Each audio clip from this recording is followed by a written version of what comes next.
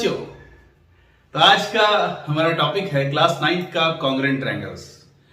Congruent triangles में हमने बहुत सारे ऐसे थ्योरम्स थे जिसमें कि आपका एक एग्जाम था SAS। तो SAS एग्जाम को हमने अच्छे से पढ़ लिया था और इसको थ्योरम नहीं कहना है क्योंकि इसका एक लॉजिकल प्रूफ है जो मैं अभी आपको बताऊंगा। और उसके बाद हमें 4 थ्योरम्स पढ़ने हैं।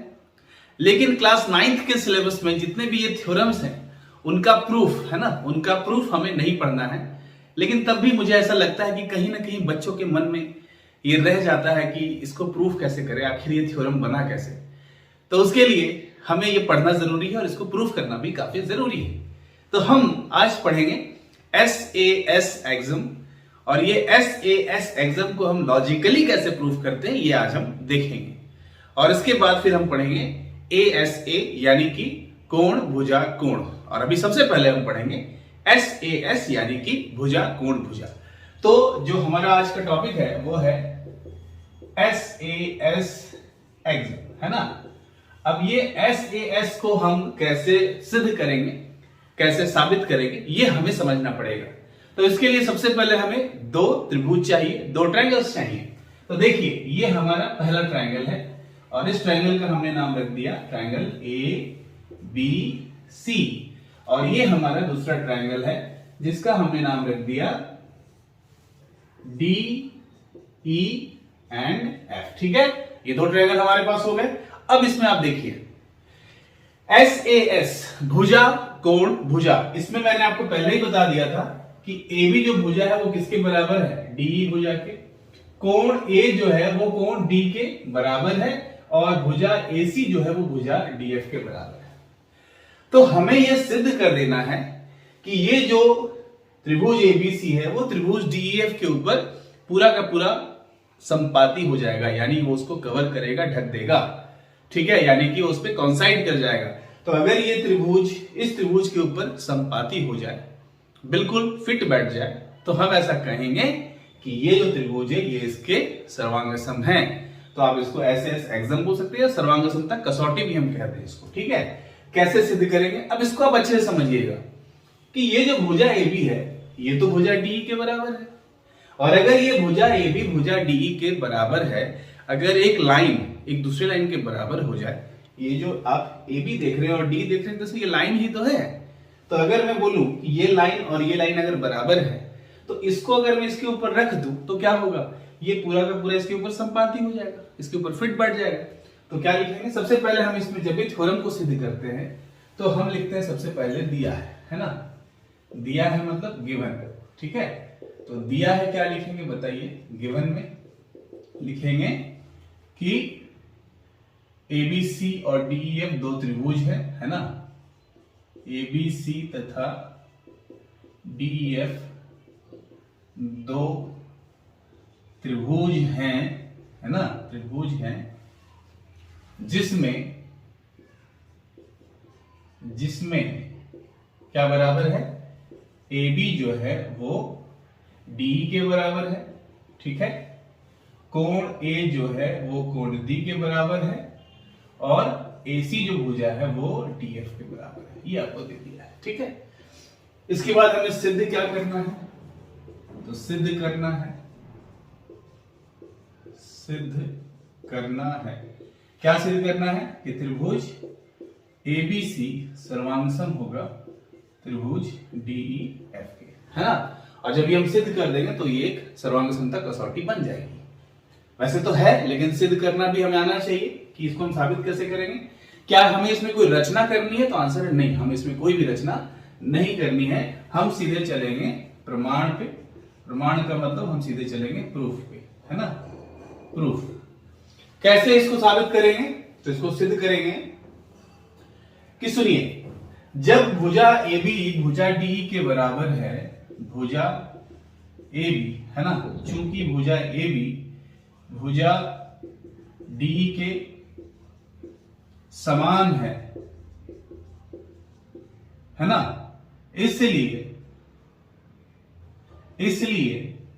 भुजा AB तथा भुजा DE संपाती होंगे। संपाती मतलब क्या हो गया, यहां पे संपाती का मतलब ये हो गया कि अगर मैं भुजा AB को भुजा DE के ऊपर रख दूं तो ये इस पे कॉन्साइड कर जाएगा। क्या कर जाएगा? कॉन्साइड। ठीक है, इंग्लिश में क्या बोलेंगे कि since side AB and side DE are equals therefore AB and DE are coincide to each other, है ना, संपाती हो जाएंगे। अच्छा अब ये बताइए अगर संपाती हुए तो क्या होगा? अगर संपाती हुए तो ये जो A है ना, ये किस पर आ जाएगा? ये D पर आ जाएगा। तो बिंदु A बिंदु D पर आ जाएगा। ठीक है, इसीलिए बिंदु A है ना, बिंदु D पर संपाती होगा। ठीक है, संपाती होगा। क्यों होगा संपाती? क्योंकि AB तो DE के बराबर है, तो A किस पे चढ़ जाएगा? D पे। अच्छा अब सुनिए, कोण A किसके बराबर है? कोण D के, है ना। तो हम क्या लिखेंगे? चूंकि कोण A बराबर कोण D, है ना। अब कोण अगर कोण D के बराबर हो गया तथा AC किसके बराबर है? DF के, है ना। तो अगर कोण A कोण D के बराबर हो गया और AC DF के बराबर है, इसका मतलब कि ये जो भुजा AC है ये पूरी की पूरी भुजा DF पर संपाती हो जाएगी, है ना। होगी कि नहीं होगी? तो क्या लिखेंगे? इसलिए भुजा AC भुजा DF पर संपाती होगी, यानी कि कॉन्साइड कर जाएगी, है ना, संपाती होगी। ठीक है, फिर से सुनिए, क्योंकि AB बराबर है DE के, तो AB पूरा का पूरा DE पे आ जाएगा। अगर AB पूरा का पूरा DE पर आ गया तो ये जो A बिंदु है ये A बिंदु D पर आ जाएगा। लेकिन कोण A कोण D के बराबर है और AC भुजा DF के बराबर है, यानी कि ये पूरी की पूरी AC भुजा DF पर आ जाएगी। क्यों? क्योंकि कोण A कोण D के बराबर है। अगर कोण A कोण D के बराबर नहीं होता, थोड़ा सा ये कम होता, तो हो सकता है ये इसके पहले से गिर जाता, लेकिन चूंकि कोण A कोण D के बराबर है इसीलिए पूरी की पूरी AC भुजा DF पर संपाती हो जाएगी। अच्छा अब अगर AC भुजा DF पर संपाती हो जाएगी तो क्या होगा बताइए? कोण ये बिंदु C किस पर आ जाएगा? बिंदु F पर।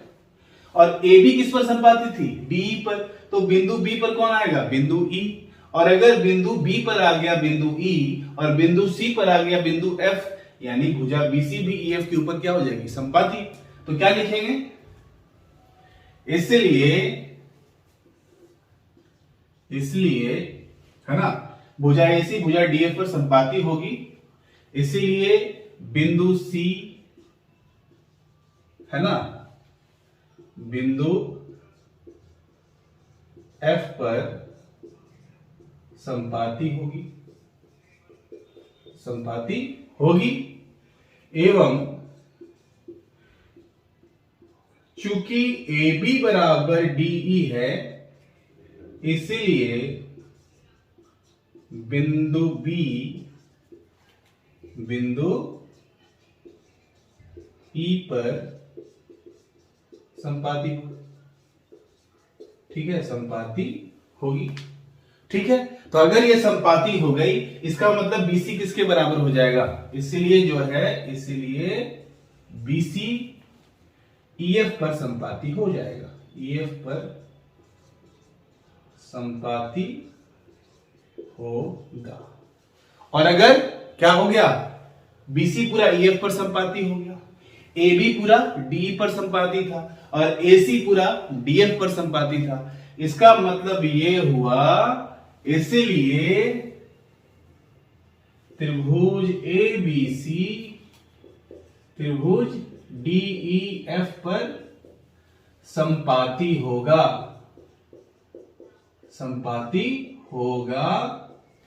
अतः त्रिभुज ABC सर्वांगसम हो जाएगा त्रिभुज DEF के। ये सिद्ध हो गया, QED, है ना, ये हमारा सिद्ध हो गया। फिर से समझिए, हमारे पास क्या है? त्रिभुज ABC है, त्रिभुज DEF है। ABC में भुजा AB DE के बराबर है, कोण A कोण D के बराबर है, भुजा AC भुजा DF के बराबर है। अब सुनिए, अगर भुजा AB भुजा D के बराबर है तो ये पूरा AB किसके ऊपर आ जाएगा? D के ऊपर आ जाएगा। लेकिन कोण A बराबर है कोण D, इसका मतलब बिंदु A जो है वो पूरा का पूरा बिंदु D पर आ जाएगा, और AC जो है वो DF के बराबर है, इसलिए बिंदु C किस पर आ जाएगा? बिंदु F पर, और ये पूरी की पूरी भुजा AC DF के ऊपर आ जाएगी। अगर AC पूरी DF के ऊपर आ गई, इसका मतलब बिंदु C बिंदु F पर आ जाएगा, और AB पूरा अगर D पर आ गया तो बिंदु B बिंदु E पर आ जाएगा। इसका मतलब BC की पूरी भुजा BC जो है वो भुजा EF पर आ जाएगी। और इसका मतलब क्या साबित हो गया? इससे ये साबित हो जाता है कि ये पूरी की पूरी जो ये त्रिभुज है, ये ट्रायंगल जो है, ये इस ट्रायंगल के ऊपर संपाती हो जाएगा, कॉन्साइड हो जाएगा। तो ये दोनों क्या हो गया? सर्वांग सम हो गया। बहुत सिंपल है। तो हिंदी से लिखा है, एक बार मैं इसको इंग्लिश में ट्रांसलेट कर देता हूं। गिवन में क्या लिखेंगे?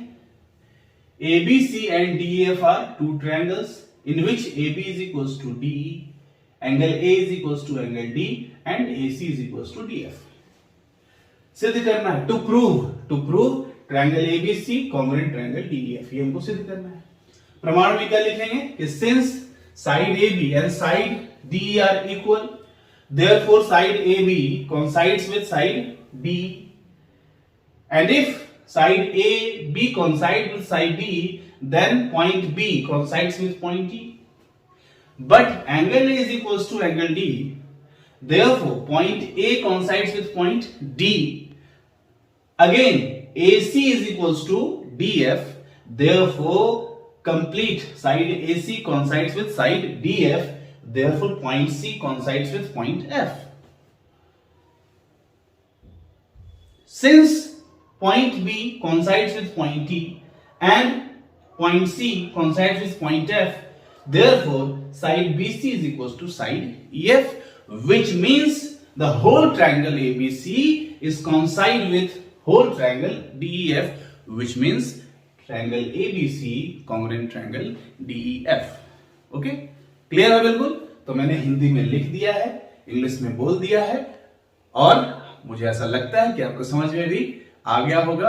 और अगर समझ में आ गया है तो चैनल पे बने रहिए, चैनल को सब्सक्राइब कीजिए और वीडियो को लाइक कीजिए। ठीक है, तब तक के लिए जय हिंद, वंदे मातरम।